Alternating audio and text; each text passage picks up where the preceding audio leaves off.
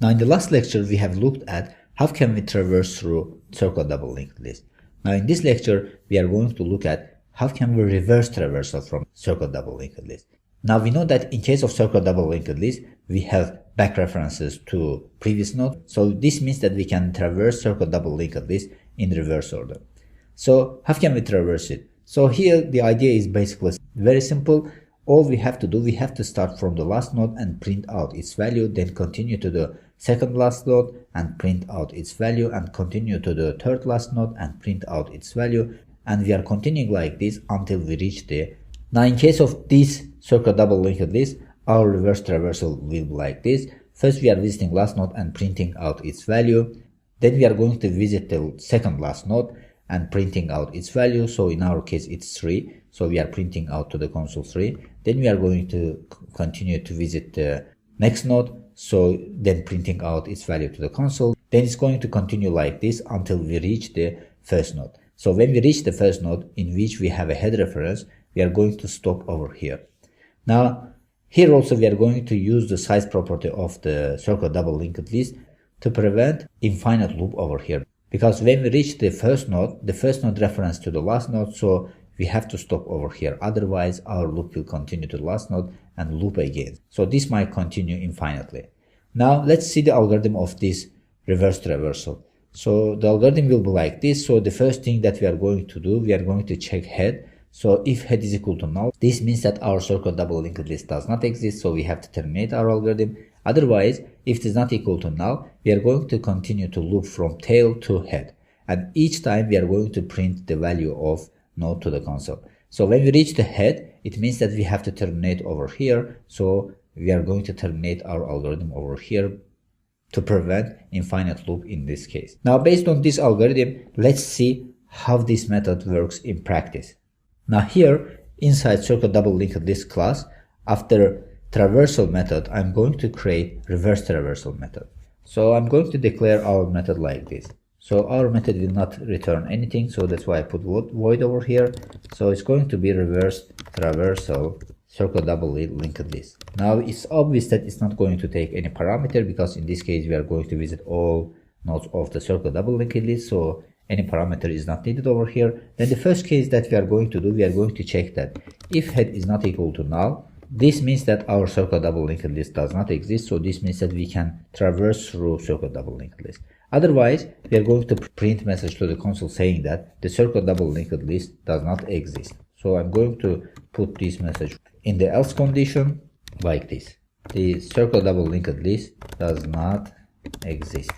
Now inside this if condition over here, we are going to do all our operations. So the first thing that we are going to do, we are going to create temporary node, and we are going to set tail value to this temporary node over here. So it's obvious that this temporary node will be the type of Doubly node, because we have declared our nodes using this double node class. So it's going to be temp node, and I'm going to assign the value of tail to this node. Then we are going to start from 0 and loop through the nodes until we reach the size of CircularDoublyLinkedList. So our loop will be like this: int I equals 0, and it will continue until we reach the size. This size comes from over here, which keeps the number of nodes in CircularDoublyLinkedList. So we are going to continue until the size, so I will be increased by 1 in each step. Then inside this loop, we are going to print out to the console the values of current nodes. So it's going to be like this: print temp node dot value. Then I'm going to write if condition to put backward arrow between these nodes to make our output more readable. So if condition will be like this: if I is not equal to size minus 1, this means that we have not reached to the last node. So in this case, I'm going to print out to the console system out.print. So it's going to be backward arrow.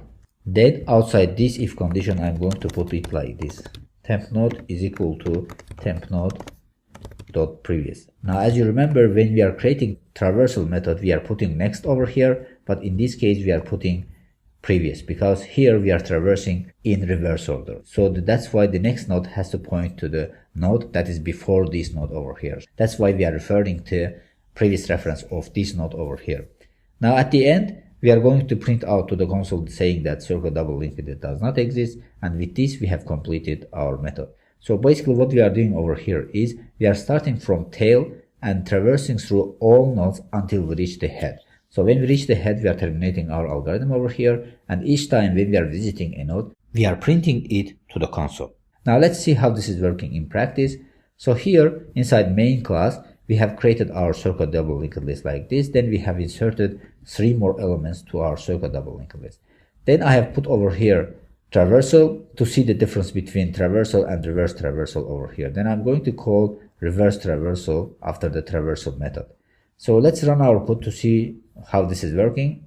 Now you see that first is printing out to the console traversal. So in this case, our first element is 2, then the second element is 1, then the third element is 3, and the fourth element is 4. So we are traversing them in order starting from head to tail. Now in case of reverse traversal, we are starting from the last node.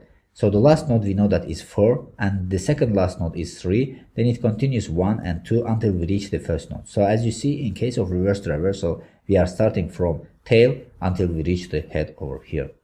So hopefully everything is clear about this method also. Now let's see what's the time and space complexity for this method. Now here again, we are going to start first line of this method. So in the first line, we are checking head value. So if head is not equal to null, we are continuing our operations. Otherwise, we are printing out to the message saying that CircularDoublyLinkedList does not exist. So if this if condition will take a one-time complexity, because here we are just checking head value. Now, the next line of code is we are creating temporary node and assigning value to it. So this one also will take a one-time complexity. Then in the next line of code, we have loop. So in which we are looping through all nodes of CircularDoublyLinkedList. So if the number of nodes is n, the time complexity for this method will be on. Now inside this loop, we are printing out to the console temporary nodes value. So this will take a one-time complexity. Then we have another if condition like this, in which we are printing out to the console backward arrow. So this means that this if condition will take a one-time complexity. Then at the end, we are setting temporary node to temporary node dot previous. So this means that this will also take a one-time complexity, because each time we are just updating the temporary node's value. Now at the end, we are printing out to the console CircularDoublyLinkedList does not exist. So printing out this message to the console will take a one-time complexity. Now if you combine all these complexities over here, we will get a n-time complexity. Now the space complexity is O1, because in this case an extra memory is not required to perform this operation over here. So that's why space complexity is O1. Now with this, we have come to the end of this lecture. So hopefully everything is clear about this lecture. So in this lecture, we have learned how can we reverse traversal through CircularDoublyLinkedList, and we have implemented it in practice, and we have analyzed the time and space complexity of this method. So hopefully everything is clear about this. So see you in the next lecture.